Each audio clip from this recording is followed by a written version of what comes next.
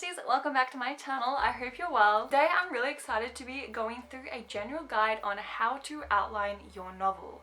I'm going to be partnering with wracon again in this video. If you guys don't know wracon, I partnered with them before and I did do a video just recently where I talked about how to turn your idea into a book, and that was sort of the part one to this sort of series where I talk about how to outline your book. So today we're going to go into more of a in-depth guide on how to outline your novel.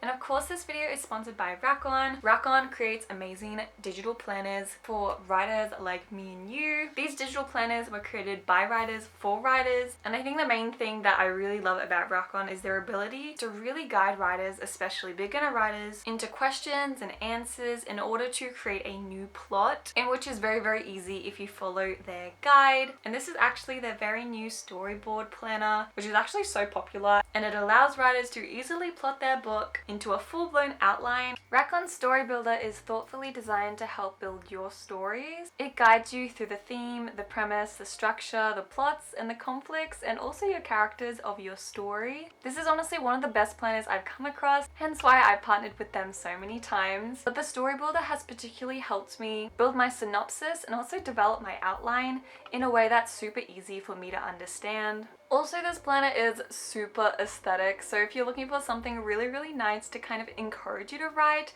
and inspire you to continue writing, I really encourage you to check this planner out. Every purchase also comes with writing, editing, and planning stickers, and is also filled with inspirational writing quotes. So I really encourage you guys to again check out the link below to wracon's planner so you can continue planning your book with me in this video. If you're already sold, click the link in my description box if you guys want to go ahead and purchase their digital planner, and also use my discount code if you guys want 8% off. But anyways, let's go ahead and get on to the tips on how to outline your book. The first thing you should do when you start planning your novel is to actually focus on characters. Yes, characters. Characters are of course what drives your story. Without characters, you won't have a vessel in order to touch on themes and even explain your plot, because I say so many times in my videos that the plot doesn't happen to the characters, but the characters happen to the plot. So over here we have the characters appraisal in the Story Builder planner, and we have character, role, conflict, and motivation.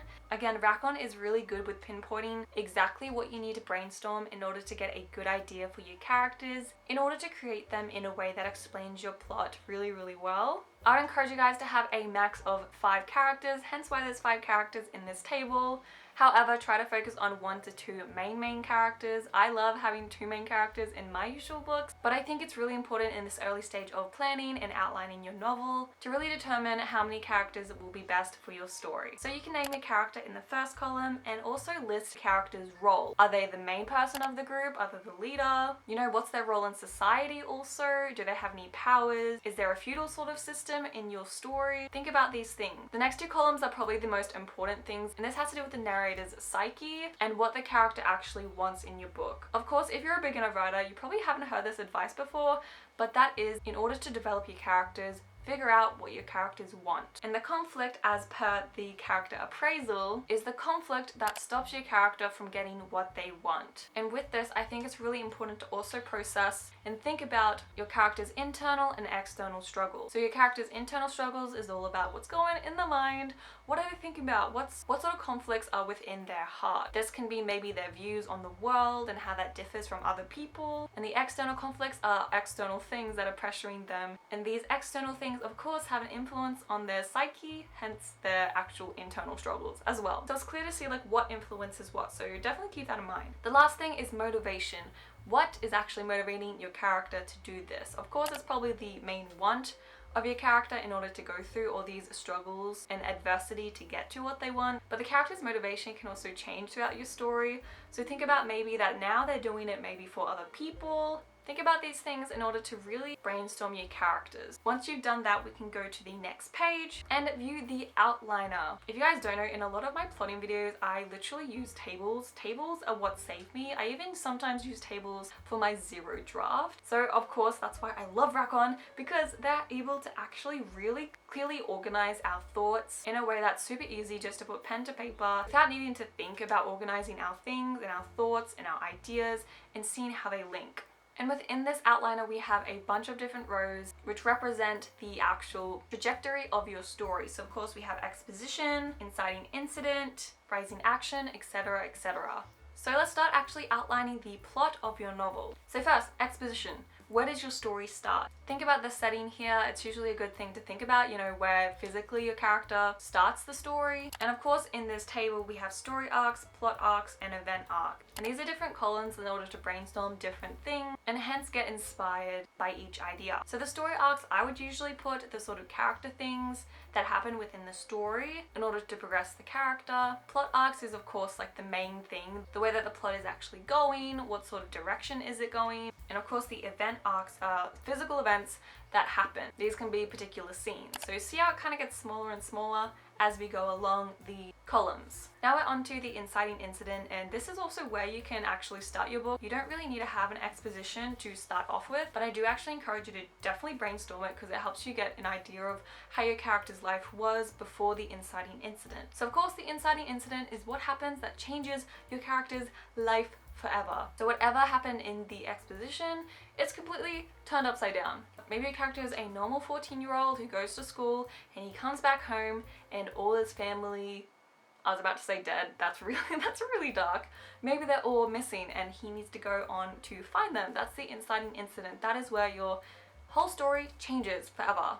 And usually that's where the character ends up finding their want, as we talked about before. Okay, now we go on to the rising action. So this is the main chunk of your book. That's kind of like the middle of your book, in which takes place basically how your character gets to what they want. So whatever happened in the inciting incident is usually a problem, for example, a missing family or the character's missing family. And within the rising action sort of section of the story, he goes on to find them, hence solve the problem. So the rising action is solving the problem stated at the start of the book. wracon has given you a lot of space to kind of really flesh out this particular part of your story because it's usually the longest. And this is because there's lots of struggles. Maybe you can introduce some new characters. Maybe there's obstacles, or maybe your character ends up meeting the villain. Like, a lot of different stuff happens, guys. And again, keep in mind the story arcs, the plot arcs, and also the event arcs. Next we have the climax. So this is of course where your story comes to a point where it's like, bam, the problem is about to be solved. So maybe your character, if we keep going in the example,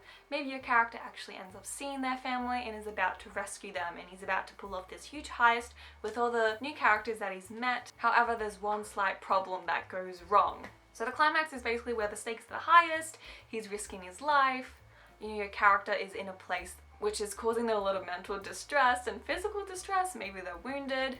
You know, this is like the part of the story where everyone's on the edge of their seats. And then we have the falling action, which is basically what happens as a consequence of the climax. And with my sort of process of writing, I don't really know the climax, I know the resolution. So if you know the resolution, the end of your story, your climax will eventually fall into place. But before the resolution, we actually have the falling action, which is all about what is like the immediate effects of the climax. So maybe your character ends up, you know, saving their family, however he's about to die because he had his arm ripped off or something like that. And although there's like a falling action where the main war or main problem is solved, there's still a little problem that can maybe, you know, cause some problems. And then the resolution is what happens at the very end of the story when that arm is probably healed or something like that. Or maybe your character dies, like, you know, that's a resolution, still very plausible. And the resolution is basically like where, it's like the best part of the story, like where you as the author can like write what you want. Like, your characters have gone through so much and now it's a time where you can just like see them all happy. If they're all alive, I trust you guys keep your characters alive, I hope.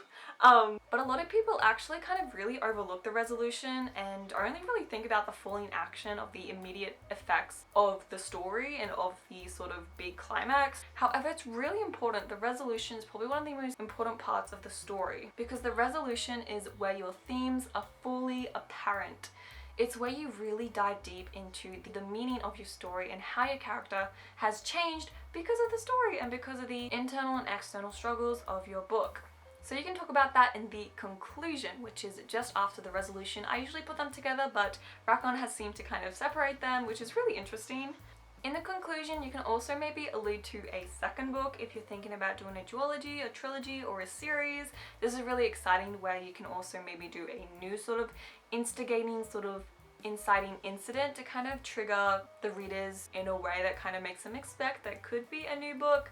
Usually it's not really a cliffhanger, but also just an allusion to a cliffhanger sort of thing. So definitely keep in mind if you are thinking about writing a second book. Okay, that's it. That is the outline planner that wracon has provided for all of us. I really think this planner really helps you just easily understand the main parts of the story, and I think that sort of like space they give is a good indicator for you to naturally be able to figure out how long particular parts of your story is. And of course, after you finish your outline like we just did, you can start writing. And of course, wracon Story Builder doesn't stop there. It goes on where there's like a literal super cool planner where you can actually plan your word count, check off different things you need to do, things you should think about. There's notes pages, and look, there's even a cute little quote for you guys to stay inspired to write. I'm gonna go ahead and read it because we gotta be inspired, guys. When we write characters who are fighting both their circumstances and their own natures, we can create characters who are instantly real and thus instantly interesting. And that is by K.M.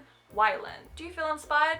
I feel inspired. Anyways guys, I hope you guys enjoyed the video. If you did, definitely subscribe to my channel, and I do wish you guys so much luck in creating your story builder planner. And again, definitely check out wracon down below. I'll have their link right there in the description box so you guys can instantly buy your story builder planner, and also use my code if you want some % off. Anyways guys, I love you so much, and I hope to see you in my next writing video. Bye!